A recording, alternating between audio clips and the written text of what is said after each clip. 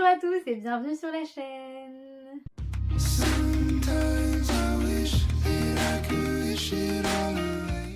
On se retrouve aujourd'hui pour un book haul. J'ai pas mal de livres à vous présenter. J'ai fait une affaire puisque je suis allée dans un déstocker et les prix donc étaient cassés. Donc j'ai fait une affaire, comme je l'ai dit, j'ai payé pas très cher en tout cas. Les livres étaient parfois à moitié prix, donc ça valait vraiment le coup. Il n'y avait pas énormément de choix dans tout ce qui était young adult, tous les livres qui m'intéressent, mais il y avait beaucoup de livres Disney, puisqu'en soi il n'y a que 2 livres qui ne sont pas des livres Disney et les autres c'est des livres Disney. Mais je vais les présenter à la fin, comme ça si vous êtes moins intéressés, vous pouvez au moins rester pour les 2 premiers qui n'ont rien à voir avec Disney. On commence donc avec Time Bomb de Joël Charbonneau, publié chez Milan. Je crois que je l'avais vu passer il y a très longtemps, mais c'est un livre que j'aurais jamais, je pense, acheté. Je l'aurais plutôt emprunté, mais là en fait comme il était à prix cassé, à prix réduit, j'en ai profité et je pense que je vais passer un bon moment parce que c'est un bon thriller qui je pense va me plaire, mais comme c'est un livre assez court, c'est le genre de livre que j'achète pas forcément. Joël Charbonneau, j'avais beaucoup aimé son roman Need, que j'avais lu il y a des années quand j'étais au collège, donc ça remonte, mais c'était vraiment bien, donc j'ai trop envie de la découvrir dans pas un autre genre parce que c'était un peu thriller quand même Need, mais de la découvrir dans un autre livre. Et donc ici, comme le titre vous le laisse deviner, on va parler, on est sur une histoire de bombe en gros.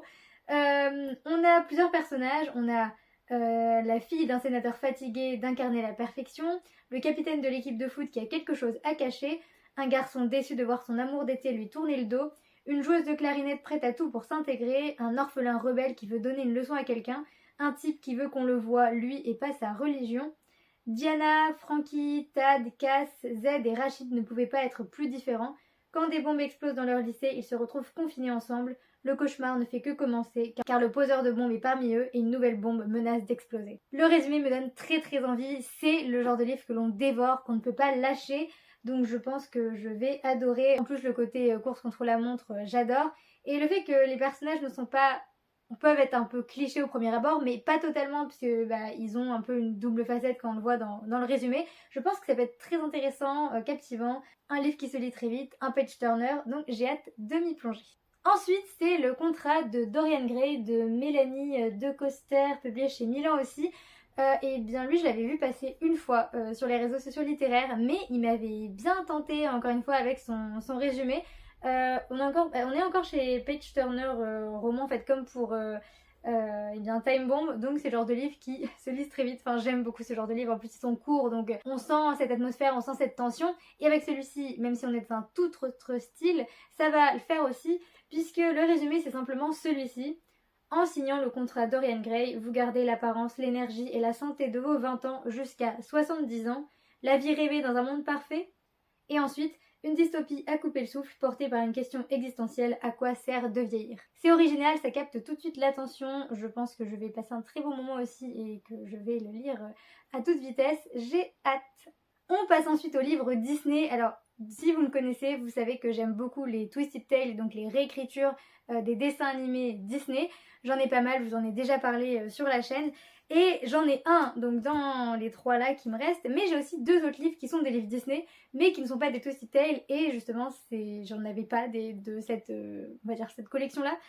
Il y a d'abord Philippe, donc là c'est aussi une série, donc chez les livres Disney, donc de Hachette Heroes, c'est la collection, la série Les Princes. Il y en a déjà eu un avec Eric, là il y a eu avec Philippe. Je sais pas s'il y en a d'autres de prévus, mais en tout cas, ça me tentait bien. Eric me tentait beaucoup à sa sortie, mais je l'ai jamais acheté. Et Philippe, comme il était là, je me suis dit pourquoi pas le prendre. En plus, c'est intéressant d'avoir des histoires qui sont sur les princes et non pas sur les princesses. Ça peut permettre de les approfondir, notamment Philippe dans La Belle au Bois dormant. On peut pas dire qu'on s'attache à lui énormément. C'est les premiers princes, ils n'ont pas trop de personnalité, on va dire. Le résumé derrière dit simplement apprends la magie, affronte Maléfique, arrête de rêver. Mais ça donne déjà envie. En plus, le livre est magnifique, j'aime beaucoup les couleurs. Il y a quand même un vrai résumé à l'intérieur qui dit c'est par un rêve que tout commence. Le destin du prince Philippe est tout tracé. Il devra épouser une inconnue, la princesse Aurore, une fois sa malédiction déjouée le jour de ses 16 ans, puis passer le reste de sa vie à la défendre contre Maléfique, qui cherchera sûrement à se venger. Mais peu avant le mariage, quelque chose d'inhabituel se produit, quelque chose de magique. 3 fées viennent promettre au prince qu'il a une chance de vaincre Maléfique pour de bon. Philippe a soudain le sentiment d'avoir le choix. La magie serait-elle la liberté qu'il recherche? Bien sûr, apprendre à maîtriser ses pouvoirs serait sans doute plus simple sans cette fille qui hante ses rêves, une certaine Rose dissimulée par un mur d'épines. Philippe ignore comment elle peut être aussi agacée par quelqu'un qu'il ne peut même pas voir, mais endurer ses moqueries quand il s'endort est pire que le plus affreux des cauchemars. Bientôt cependant, Philippe commence à percevoir ses propres ressemblances avec Rose. Peut-être pourront-ils tous deux prendre en main leur destin, un rêve à la fois. Comme à chaque fois avec les livres Disney, les résumés sont très très longs, mais ça donne quand même envie. C'est pas que j'ai pas tout suivi, mais il y a beaucoup d'informations. Je pense que je vais oublier le résumé, je vais me laisser porter et me replonger dans La Belle et le Bois dormant, dans une histoire un peu modifiée, je pense. Donc j'ai très très hâte de le lire, puisque les livres Disney, ça fait partie de mes meilleures lectures, et c'est toujours génial de pouvoir en découvrir d'autres. Ensuite, j'ai acheté Gaston. Là, on est dans la série collection Disney Vilain. Donc, c'est les histoires d'amour des méchants Disney. Il y a celui-ci qui est sorti, il y a celui sur Yzma. Et il y en a un aussi, ah oui, sur Vanessa, donc Ursula dans La Petite Sirène. C'est celui d'Ursula qui me tentait beaucoup quand il est sorti. Mais encore une fois, je ne l'ai jamais acheté. Là, il y avait celui de Gaston. Je me suis dit, pourquoi pas, parce qu'il me tentait aussi. Et je pense que ça va être encore une fois une très bonne lecture. On va suivre ici donc Gaston. Mais Gaston est un jeune homme frêle et malade, jaloux de son père et de son frère qui sont beaucoup plus virils que lui.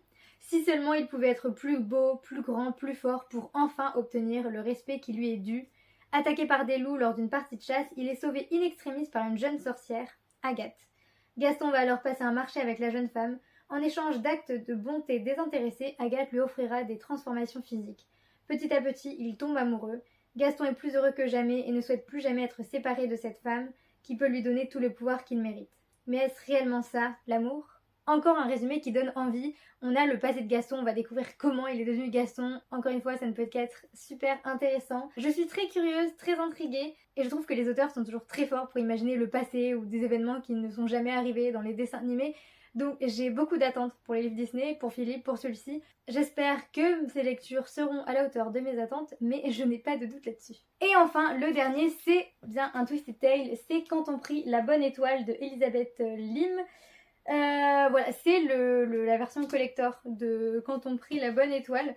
Donc il a une jaquette, il est relié, il est magnifique. Alors je ne sais pas si vous allez bien voir avec la lumière, mais j'ai fait une affaire puisqu'il était vraiment à 10 € alors qu'il doit coûter peut-être vite 29. Oui, il est à 29 € normalement. Donc même si c'est pas celui qui me tentait le plus dans les Twisted Tales, mais c'était le seul qu'il y avait, je me suis dit je vais le prendre parce que ça valait le coup et aussi parce que ça reste un Twisted Tale, ça m'intéresse. On est ici sur l'histoire de la Fée Bleue. On se base sur la question et si la Fée Bleue n'était pas censée aider Pinocchio. On va suivre la Fée Bleue qui n'est pas censée accorder des vœux dans le village de Pariva, mais il y a cet homme Geppetto qui va faire un souhait et alors la Fée Bleue va vouloir l'aider. Peut-être est-ce l'espoir qu'elle sent percer sous la solitude du vieil homme qui l'a fait braver l'interdit, ou peut-être est-ce le fait qu'il y a bien longtemps, avant d'être la Fée Bleue, elle était une jeune femme appelée Chiara, avec un simple souhait, aider les autres à trouver le bonheur. Sa sœur Hilaria rêvait quant à elle de quitter le village isolé pour devenir une chanteuse d'opéra de renommée mondiale. Alors qu'Hilaria aurait donné n'importe quoi pour qu'une fée exauce son vœu, Chiara, elle, ne croyait même pas en leur existence. 40 ans plus tard, Chiara, devenue la Fée Bleue, défie les règles de la magie pour aider un vieil ami, mais elle est surprise par la Fée Écarlate, une sans-cœur qui n'est autre qu'Hilaria, qui garde une rancœur envers sa sœur depuis plusieurs décennies. Elle décide de régler leurs différends par un bon vieux pari, avec le destin de Pinocchio et de Geppetto suspendus dans la balance. Je n'avais pas en tête le résumé, et en fait, ça a l'air vraiment génial. L'histoire, encore une fois, est revisitée. On a le passé de la Fée Bleue, c'est du génie. Ça va être incroyable, je le sens. Et puis le fait d'être quand même lié à l'histoire de Pinocchio, je suis encore une fois très intriguée. À chaque fois, c'est ça. Je me demande comment les auteurs de ces livres arrivent à construire une nouvelle histoire. Donc je pense que je vais encore une fois passer un bon moment. Voilà pour cette vidéo book haul. Je l'avoue, c'était une vidéo assez rapide, puisqu'il me suffit de résumer les livres. Mais voilà, ça peut aussi vous donner des idées, des envies. Et moi, ça me donne surtout encore plus envie de les lire, de les dévorer sur le champ. On verra à quel moment je les lis et je vous en parle, mais j'ai déjà très hâte de vous donner mon avis. N'hésitez pas à laisser un commentaire, j'espère que la vidéo vous aura plu. Et je vous dis à la prochaine dans une prochaine vidéo. Salut!